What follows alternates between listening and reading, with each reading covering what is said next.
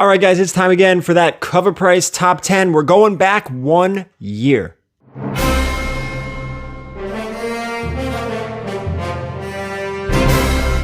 All right, guys, we're going to get into this list. It's a lot to talk about. It's from last year. What were the value of these books a year ago, and where are they now? Of course, give me a follow on all those social medias, Instagram, Twitter, whatnot, TikTok, everything in between, VERYGARY_comics. With this video, hit that thumbs up, leave a comment down below, you know, all that stuff. Anyway, this list comes to us from our friends from Covrprice. Guys, check the description down below. There is a discount code to get yourself an account with Covrprice. You can catalog your entire collection. There's pictures for the book, so you know for a fact this is the book you're talking about. And it's based on sales data, current sales data, so you can actually see what your collection's worth, rising, falling, and everything in between. It's absolutely fantastic. Check it out.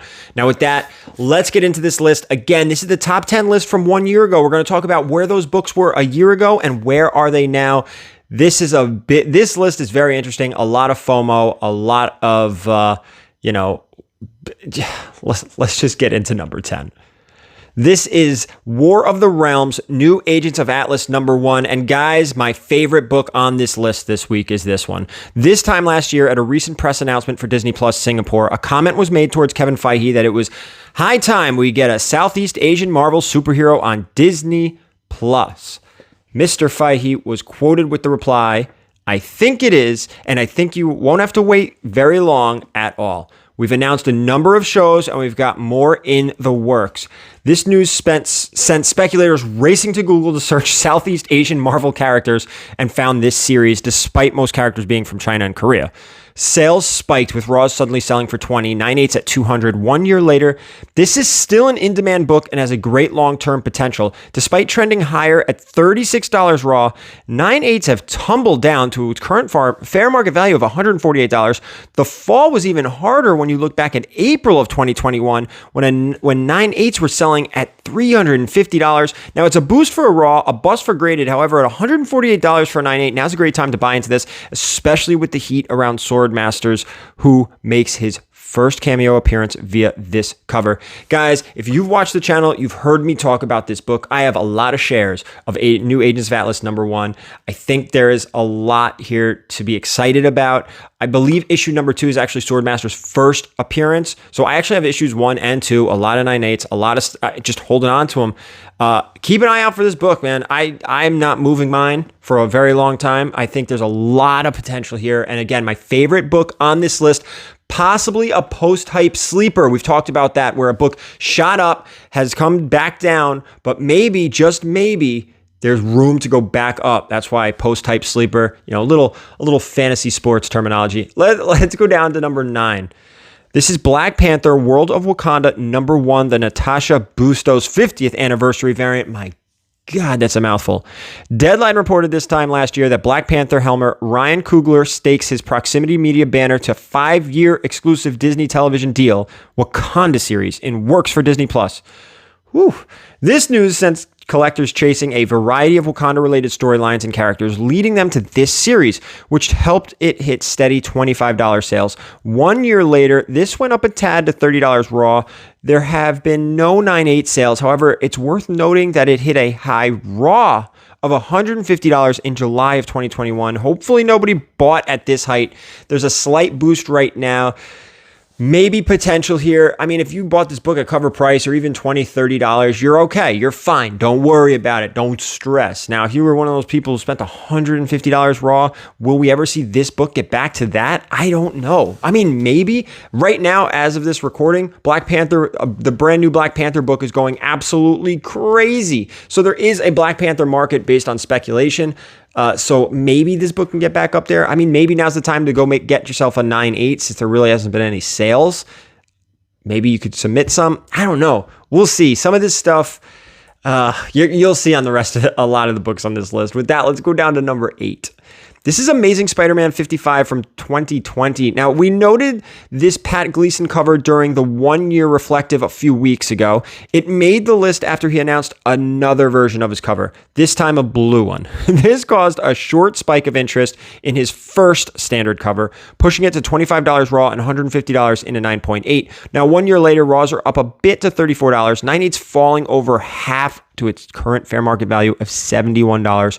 Boost raw, bust graded, FOMO all over the place on this book, guys. Yeah, it's a cool cover, but a lot of these books, man, I just, these super modern, off the rack books. Look, if you're buying it for cover price or a little more, you're great. Don't sweat it. But when you start paying crazy money for books like this Black Panther one right now, like I can't see that book holding anywhere near its current value ever. And a lot of the books on this list we're going to talk about is the same situation. People get very excited. Don't fall for FOMO. Don't fall for it. Now, if you want the book and you're paying cover price again, hell, who am I to tell you don't buy it? Sure, go buy it. Or if you want the book for your personal collection and you're like, you know what, I don't care the price, I just need to get this book in my hand, go ahead. But if you're looking to make money on it, be careful. Don't fall for the FOMO.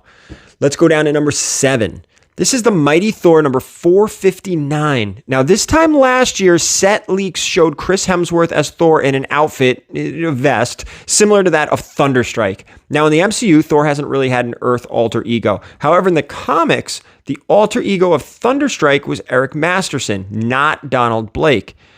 Eric first appeared in Thor 391. Since Marvel did away with Thor's alter egos in the MCU, Eric's role in this film is non-existent. So collectors jump straight to the Thor 459, which is the first appearance of Thunderstrike. It trended at $30 raw with no 9/8. Keep in mind, we noted that this cinematic connection would most likely only be via an outfit. 1 year later, this is exactly the case. Yet for some reason, the values on this book has tanked to its current fair market value of $4.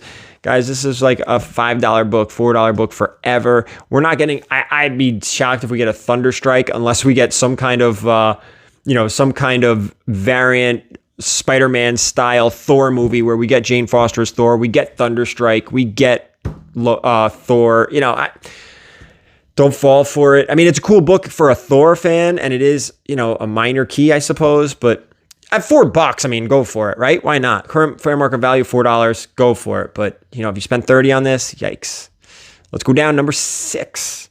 This is Luna number 1, the Jenny Friesen Virgin, 1 in 25. The Jenny Friesen has some dedicated fans. She does, big time, and deservedly so. Her work is absolutely gorgeous, but her work on a low print, hard to find series can typically generate market heat, which is exactly what this 1 in 25 variant did when it was trending at $30 for a raw copy and $50 in a 9.8. Now, 1 year later, the market has moved on and it now sells for $10 raw, but it's still at $50 in a 9.8. It is a bust, but a break even on the graded side. Usually, and I could be wrong, usually when these variants bottom out, like $50 seems in a 9.8 seems to be the bottom of some of these variants. So not a big deal. I mean, I can't imagine this book will ever go back up to $30 unless something like a Luna gets optioned, but I don't know. Let's go to number 5. This is the Forever Maps number 1. Last year, Scout Comics released a press release stating Scout Comics and Entertainment is proud to announce that the Forever Maps by Michael Lagasse and Todor Ristov is in development as a feature film with Josh Campbell and Matthew Stukin from 10 Cloverfield Lane. They're adapting it. Now, Matthew Goldberg, Igor De Laurentiis era, oh my God, Lit Entertainment. Everybody is attached to produce this damn thing. This news helped it land on Covrprice Top 10 and Raw is selling for $30 and 9/8 selling at $125. Now, 1 year later, the market's moved on to other books while this still reportedly is moving forward. No news means less and less sales, which means it leads to its current fair market value of $6 raw, $80 in a 9. Now, it's a bust, okay? It's a bust.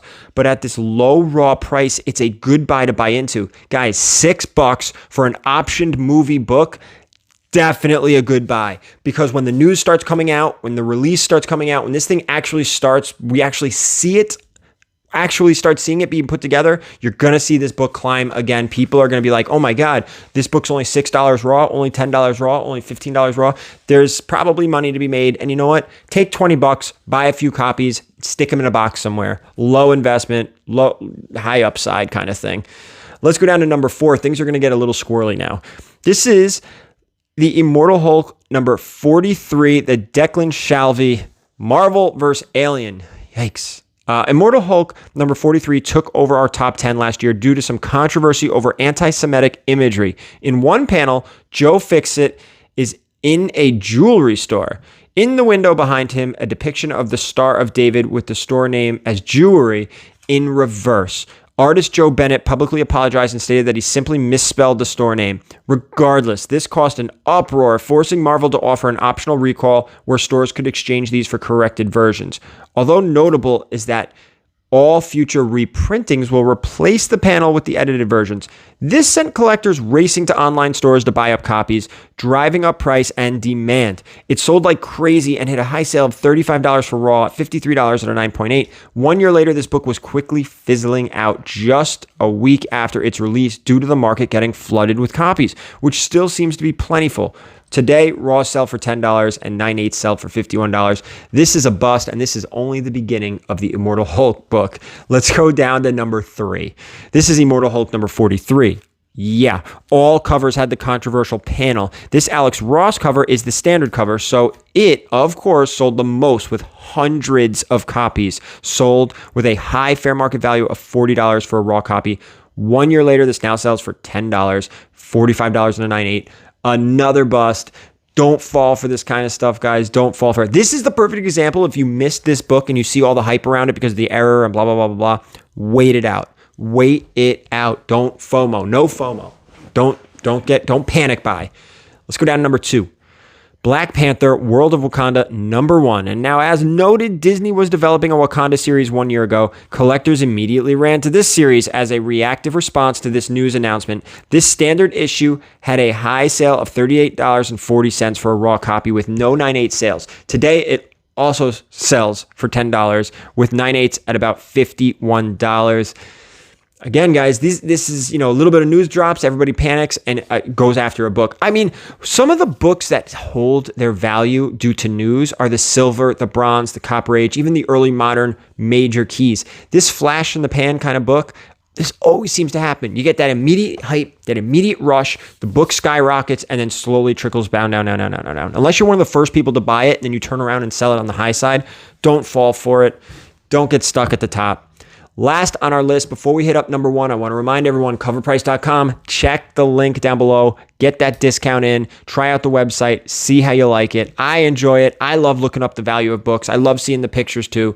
It's just a great, great website. Now, number 1 on our list, maybe you could have guessed it, maybe you couldn't.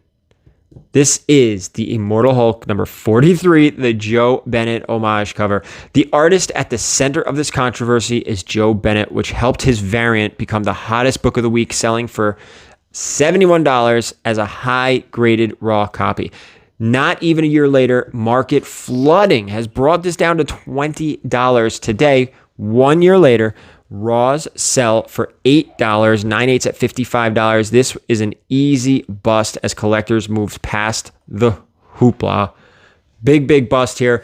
Let's go over these numbers. A lot of busts on this list, and maybe coincidentally, it's all these FOMO pickups, right? It's all these new books off the rack. Oh, there's an error. Oh, Wakanda series. Oh, this, oh, that. Let's run some numbers here, guys. This was and easily a top 10 that you could have skipped from last year. There were very few successes on this list through the past year. However, that Agents of Atlas is a great price to buy into. Now's the time. With that said, if you would have purchased all these books 1 year ago, it would have cost you about $303 for Raw, $578 graded. Today, they would sell for $148 Raw, $506 graded for those that did have 9.8s. So while you wouldn't have made anything by buying into this list 1 year ago, it honestly didn't really matter as you really didn't lose too much. Make sure you check out covrprice.com and see what's on their current top 10 and various trending movers and shakers list, and come back next show and let's see how the markets did 2 years later. Thank you guys so much for watching, and as always, keep it comics.